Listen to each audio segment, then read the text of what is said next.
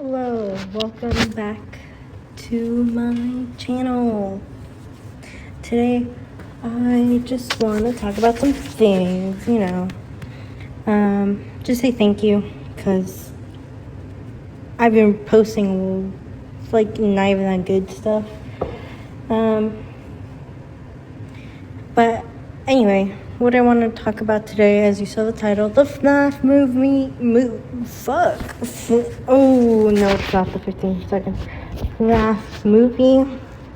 It was actually posted a couple days ago or weeks ago, or when was it posted? I took a screenshot. Oh, it doesn't show. But Blumhouse,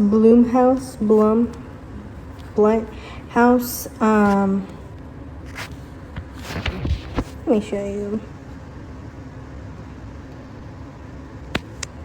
Blumhouse posted on April 5th. So it wasn't on April Fool's, so it wasn't a joke, so we could take it serious. About how the Universal Pictures will release Blumhouse Five Nights at Freddy's on Friday, October 27th, 2023, worldwide. The film will also premiere day and date with theatrical on Peacock, which I don't have, but I will be getting just to watch the movie. Honestly, I didn't think I would talk about this. That's why I didn't talk about it for the longest time, because it's almost been 2 weeks, so. But I wanted to talk about it because I've been really enjoying horror stuff. I've been horror games, horror movies, horror stuff, and I'm not really a huge fan of horror, so I've really been enjoying it. And I'm so excited for this movie because, one, as a greatest cast of all freaking time. Well, it doesn't have the greatest, but has a pretty good cast. I'm most excited for Matthew Lillard. Okay, look. English names are difficult to pronounce, okay? Like Josh Hutcherson. Okay, what type of fucking name is that? Okay, I'm sorry. But I'm also excited for him because if you didn't know, he's from the live action ScoobyDoo movie, the best movie out there. The 2020. What year was it from? The 2002 Scooby-Doo movie, live action, best movie of Scooby-Doo yet. I'm really excited because I'm also a huge fan of Five Nights at Freddy's. Not a huge fan, but yes, I watched Game Theory from the beginning, and I know the lore, and I love the lore. So I'm that type of person. And, don't hate me. I've been watching it from the beginning. I remember one day, me and a group of friends, we literally, discussed. I think Markiplier had just posted his first video on it. And we were discussing about Game Theory had posted his first Game Theory video on Five Nights at Freddy's. And we were discussing it, and we were talking about it, and we were just, it was so funny, and I loved it. I just have good memories of it. Security Breach, I've never owned any of these games, though. I've only watched people play it. Because, one, I'm broke. And I've been broke since I was younger. When did this series come out? Almost 9 years ago? I've been broke my whole life. So,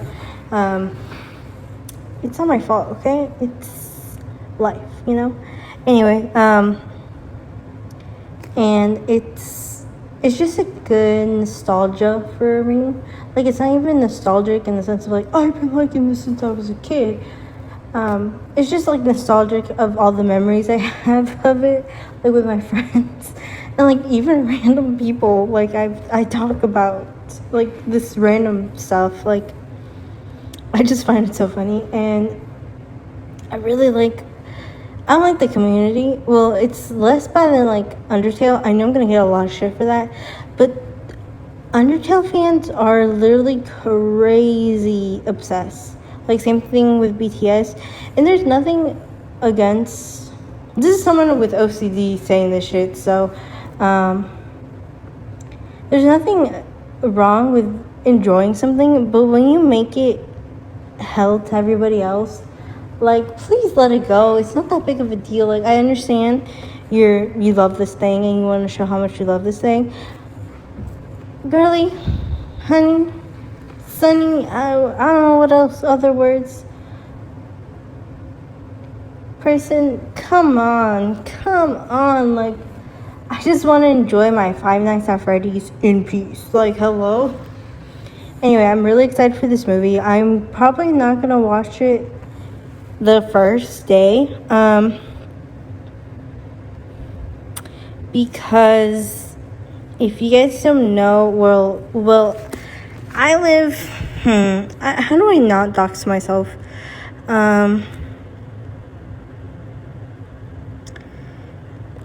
Give me 1 second.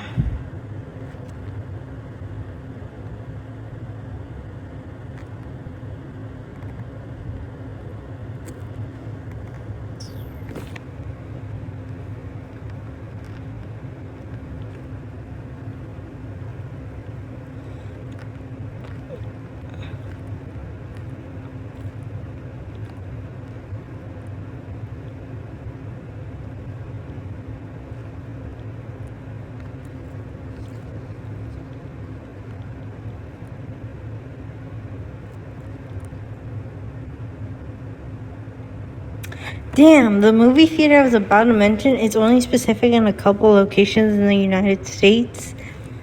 And, like, it narrows it down. Fuck, bro. Well, there's a movie theater, and I know there's different movie theaters everywhere else, too, that give out deals, especially, like, neighborhood movie locations, that give out deals. In my local movie theater, they give out a deal on Wednesdays, I believe, or it's like during the weekday, and they have the movie like half off or something like that. So I know it's different for every movie theater, but my movie theater near me does half off on like a certain day of the weekday. I honestly don't even remember what day it is. I'll probably look it up. But yeah, I know movie theaters are different for everybody, so I almost doxed myself. It like literally narrows it down by like specific pinpoints, so I gave up on that. So yeah, I'm probably not gonna watch it on the 27th of October, because what day is that? That's like it's a Monday. It's a Monday. What the heck? Why are the Why on a Monday? And I don't know if the FNAF movie is going to be on certain locations. It says worldwide. So, I know me and my friend are going to watch it together because we both love Five Nights at Freddy's. Honestly, just looking at this picture, it doesn't look great. People were really nervous and really scared for the movie because, of course, you know, it's a video game adaptation. If you know, all the video game adaptations turned into movies are not the best. There is a history there because, you know, in a video game, there's more liberty, more freedom, the possibility of doing whatever you want. It's a video game. You could literally jump the map if you wanted to. So a movie, there's more restrictions. You have to follow a narrative. I mean, yes, video games are also storytelling, but there are multiple ending type video games. There's a lot of things you could do with a video game that you can't do with a movie. It's not impossible, but it's difficult. So I'm really excited for that. Again, just looking at the picture they posted on their Instagram, not looking the best. Personal opinion, not looking the best. I even was zooming in and stuff, hyper analyzing it, because that's how I be. And it's not looking too good, but it's the producer of Megan, The Black Phone, and The Invisible Man. I don't know who the producer is. I'm sorry. Though the only good-ish thing, it's written by Scott Cawthon. So the creator of Five Nights at Freddy's did have some say into it. I know a lot of movies that doesn't tend to happen. It does, but it also doesn't. A good example is the recent Super Mario movie. I watched it. I liked it. I hate to say it. I mean, it's just a classic movie, It was good. It was basic, but I still liked it. It was very colorful. It was super... I feel like there wasn't a lot of action. Even the action scenes seemed boring. It was slow. Anyway, I'm not talking about that. But now that I'm kind of over talking about the FNAF movie until it comes out, which is in 3 months? No, in 6 months. What the hell am I talking about? It's in 6 months. October is the 10th. It's only April, which is 6 months from now. Goddamn. Let me tell you a little spooky story, a personal spooky story of mine, which I already pre-recorded because I had a different recording. Anyway, hope you enjoy. A couple of years ago, I was in my room. I was living with my family, and I was by myself and with another person in the house. They were in a different room, and I was in my own room. And I decided to watch a Jenna Marbles, miss her, and Julian podcast.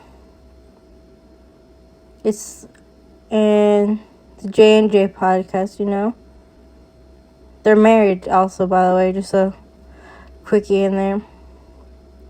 And I'm watching one of their, scary story ones.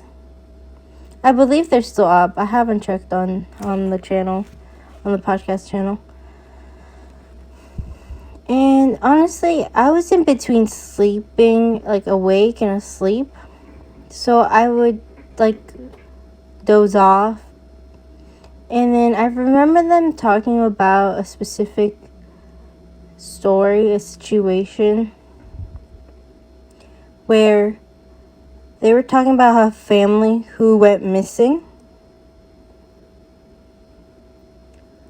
And they were explaining the situation, how they just left without a reason, and they never found their bodies.